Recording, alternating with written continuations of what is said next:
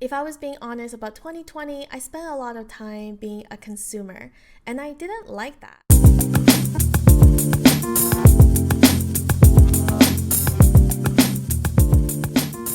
Hi everyone, welcome to my channel. My name is Helen and I upload weekly videos about simplicity and joyful living. Today I'm going to talk about how I am doing a low buy, no buy challenge for the year 2021.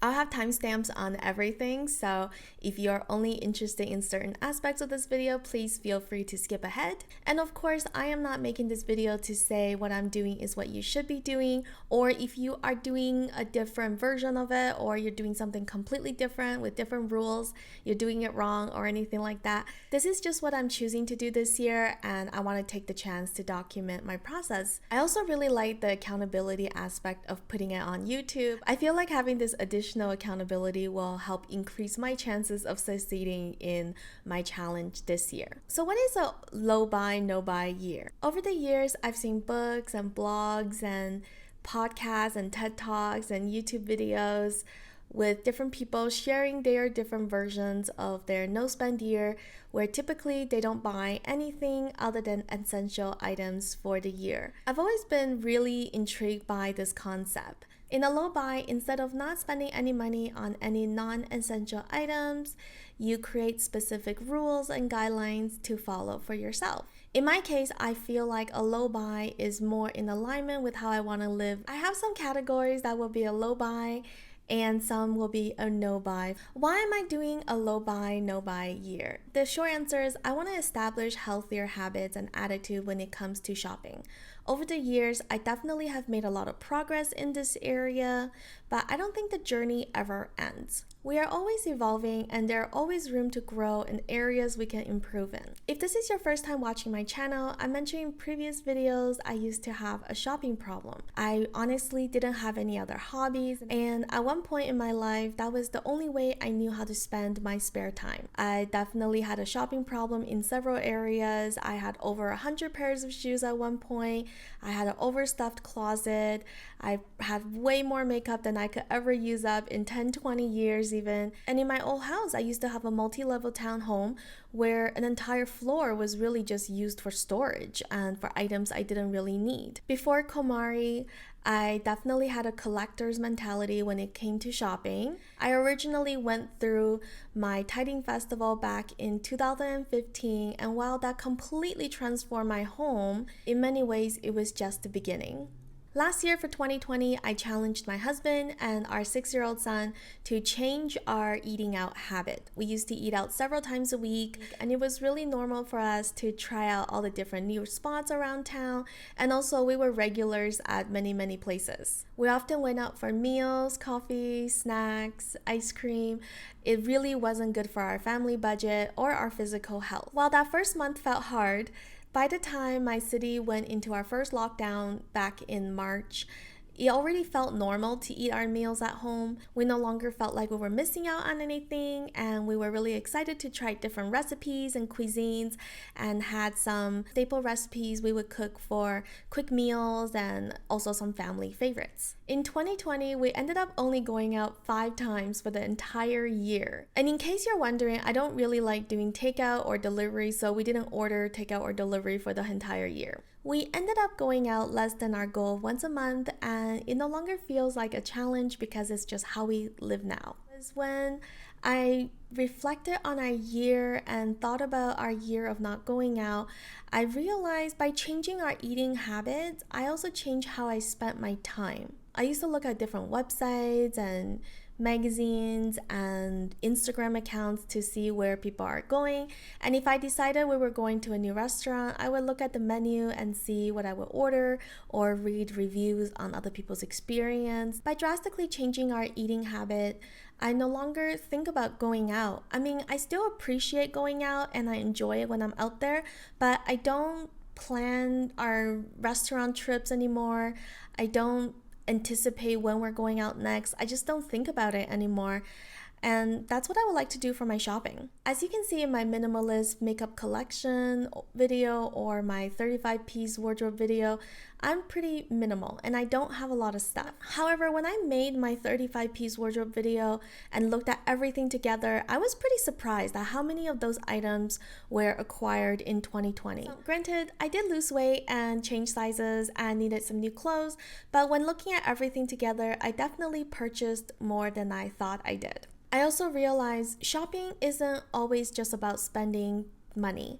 It's also about spending time. Even if I wasn't always buying, I did spend a lot of time browsing, shopping, researching, etc. If I was being honest about 2020, I spent a lot of time being a consumer, and I didn't like that. Shopping can often lead to more shopping, and all that browsing and researching sometimes lead me into learning more about new products that I didn't know existed or I didn't know I needed in my life until I learned about it. And all of a sudden I started wanting to have those items, or I start thinking about items I can upgrade in my home before they even really need upgrading. Even if I didn't end up buying a lot of items in the end, my mind and how I spent my time was definitely affected by all this consumerism. So that's why I want to do this low buy, no buy challenge this year. Just like I no longer think about which restaurant I'm going to go and try next, I want to also stop thinking about shopping when I don't actually need anything. I would really like to focus that energy somewhere else. So what are my low buy, no buy rules? The first is this is a personal challenge, so my family won't be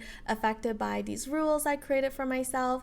Even if they are, I don't think it would change their behavior much because my husband's already pretty minimal and my son is 6 years old, so he obviously doesn't go shopping for himself.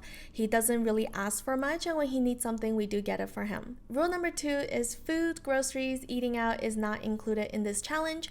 However, as a family, we will continue the good habits we established in 2020, and we will still limit our going out to a maximum of once a month. Rule number 3 is I'm going to set aside $25 a week for my fun and non-essential purchases.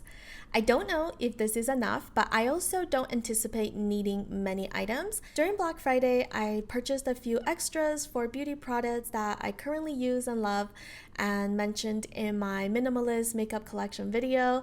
And so I do have extras of my eyebrow pencil and blush that I don't think I'll ever change unless they get discontinued. And I bought an extra hair styling cream as well. So I'm not really sure when I will need to repurchase any beauty products, probably not until the second half of the year. Rule number 4 is proceeds from anything I sell from like my closet or things like that, or if I received a gift card, that money can go towards my fun non-essential purchase budget. Rule number 5 is I'm going to document everything throughout the year. So I'll talk about what I think about buying, what I ended up buying, how much it costs, and things like that. I think having this accountability will really help take away any of the other gray areas, and then you can see how I'm doing. And what I'm really interested in is changing how I think about shopping and my mindset. And I think by documenting everything will be a really interesting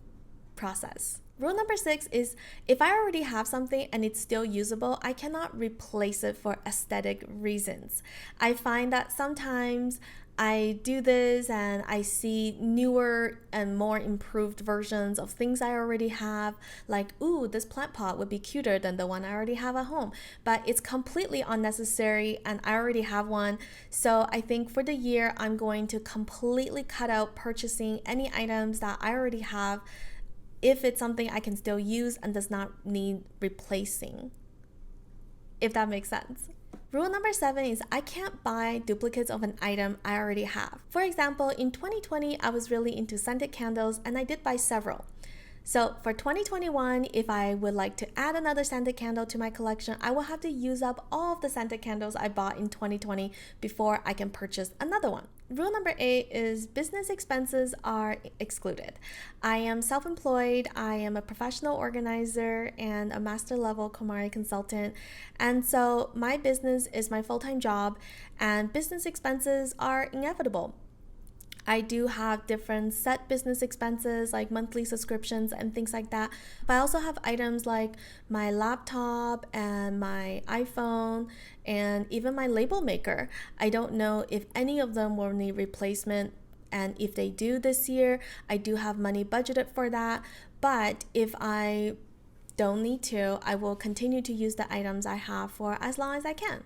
Rule number 9 is if I need or want anything, I will have to try to thrift it or buy secondhand first. I got into thrifting in 2020, and I think buying secondhand and vintage and pre-loved is definitely one of the most sustainable ways to shop. So I will continue to do that for any items I need in 2021. And if I need to replace my underwear, I think that's the one area I will make an exception. I will not try to thrift those. I would just order what I need at that time. Rule number 10 is gifts and experiences are excluded. I do really enjoy buying others gifts, and also I think experiences are some of the best ways to create great memories, and I would definitely like to have more of those. So I will be continuing to do those with my family. So those are the 10 rules for my low buy, no buy year. I would love for you to comment below if you are also doing a similar challenge, and if you are documenting your journey on YouTube as well, let me know so I can check it out. I would love for us to support each other through this year. And if you enjoyed today's video, please give it a thumbs up, and I hope you will consider subscribing to my channel.